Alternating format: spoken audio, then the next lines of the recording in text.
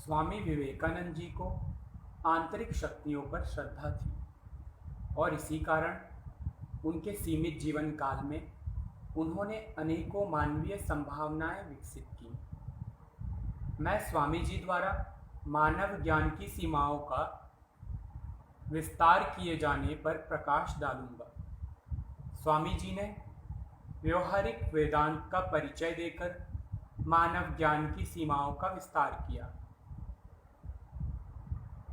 तत्कालीन समाज में लोग कर्म और बंधन जैसे वेदांतिक विषयों पर चर्चा करते थे। कर्म को बंधनों का कारण मानते थे। वे लोगों को कर्म से हतोत्साहित करते थे क्योंकि कर्म को आध्यात्मिक प्रगति में बाधा मानते थे।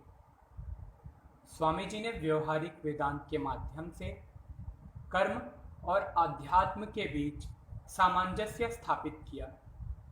स्वामी जी ने बताया, निष्काम कर्म के द्वारा सांसारिक बंधनों से मुक्ति मिल सकती है और चित्त शुद्धि के पश्चात हम आध्यात्मिक जगत में और आगे बढ़ सकते हैं। स्वामी जी ने कहा, जब हमारे देशवासी अभाव में भूख से मर रहे हैं, तब हमारा पहला कर्तव्य उनकी सेवा करना है। अपने हृदय के विस्तार तथा निरंतर निष्काम सेवा द्वारा हम नकारात्मक संस्कारों से मुक्त हो सकते हैं। आध्यात्मिक मार्ग पर चलने का अर्थ सांसारिक दायित्वों से भागना नहीं, बल्कि सांसारिकता से ऊपर उठना है। व्यवहारिक वेदांत के माध्यम से स्वामी जी ने मानव ज्ञान की सीमाओं का विस्तार किया। क्या आप कोई अन्य उदाहरण